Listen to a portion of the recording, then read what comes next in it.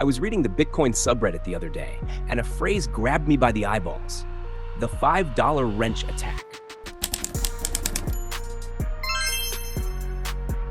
A mix of KYC AML laws and stupidity.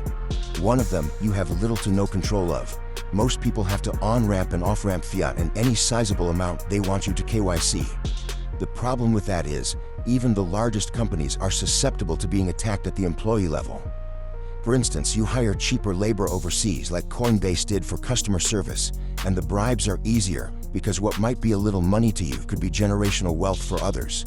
Then all that info you KYCD with, name, pictures, address, etc., are used along with your digital footprint to commit crime.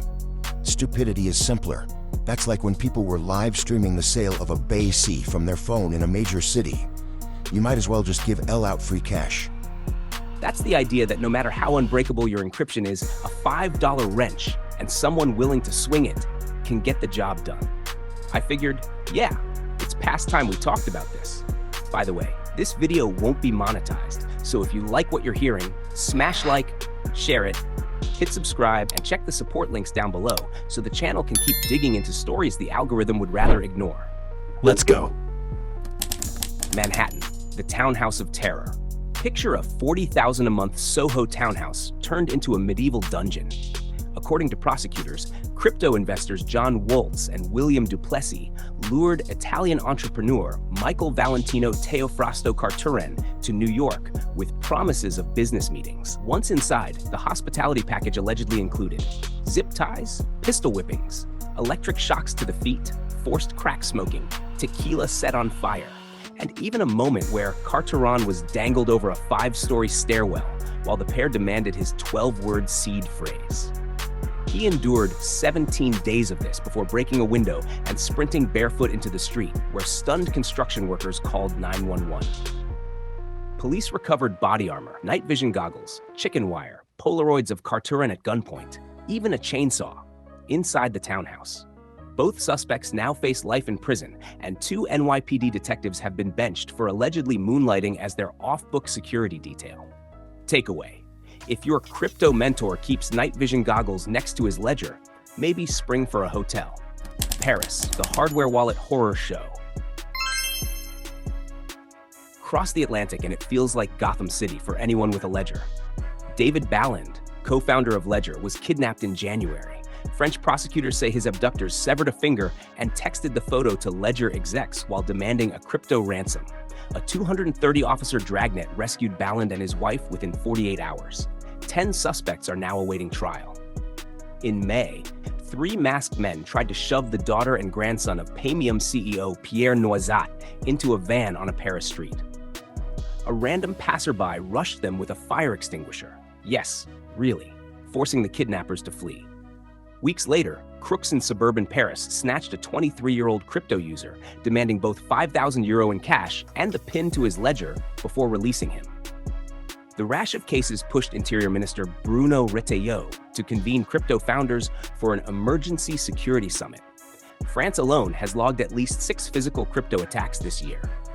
Why the kidnap curve keeps rising, fuel on the fire, what it means.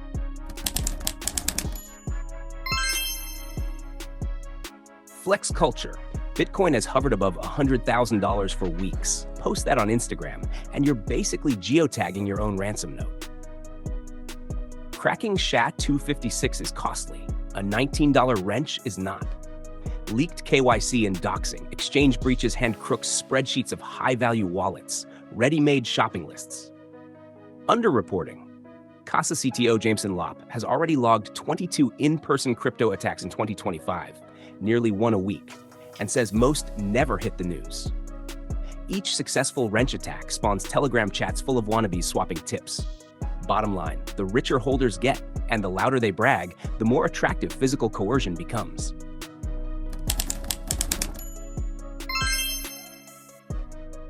Inside a modern $5 wrench attack. 1 recon and targeting. Scrape socials, stalk conference speaker lists, buy leaked KYC data, map routines, note dead cameras, watch who brings in Amazon packages. 2. Isolation. Strike at an Airbnb, a driveway, or an elevator, anywhere the victim's alone and microphones are scarce. 3. Leverage, violence, threats to family, humiliation live streams, whatever preys a seed phrase faster than any botnet. 4. Extraction and laundering, move funds, peel them through mixers, hop chains, or slam them into privacy coins. Blood rinses off quickly in Tornado Cash. 5. Cash out, flip dirty crypto into high-end watches, prepaid cards, or peer-to-peer cash swaps. Anything to sever the blockchain trail before cops catch up. Think Ocean's 11 meets Hostel, starring your MetaMask. 5. The defensive playbook, layer practical steps. Stop tweeting, just stacked 0.5 BTC. Your private keys deserve more privacy than your Tinder bio. Compartmentalize. Split your seed phrase, store halves in different cities, or go full bond with metal backups in 3 jurisdictions. Multisig and duress wallets. Require 2 of 3 keys so no single person can empty the vault. Program a decoy wallet showing a believable but sacrificial balance. Physical security. Reinforced doors, alarm panels, dogs that bite first and sniff later. On the road, pick hotels with 24/7 security and keycard elevators. Insurance and panic tech. Kidnap and ransom policies exist. Discreet wearables can dispatch GPS and audio to police with 1 concealed tap. Family drills. Firefighters run drills. So should you if your net worth rides on 12 words. Practice what happens when the door splinters at 3 a.m. Remember, once violence begins, the hardware wallet isn't your weakest link. You are. Number 6, closing thoughts. The blockchain is indifferent. A private key typed calmly at a laptop spends the same as one ripped from its owner at knife point. If you hold crypto, you're a bank. And real banks don't brag about how full their vaults are or leave them sitting in the living room safe. Stay paranoid, stay solvent, and keep sharpening both your digital and physical OPSEC. If this breakdown helped, hit like, share it with the friend who just posted his BTC balance on Twitter, and subscribe for the next investigation. Because the only thing scarier than these stories is not knowing how to keep your keys out of someone else's wrench-wielding hands.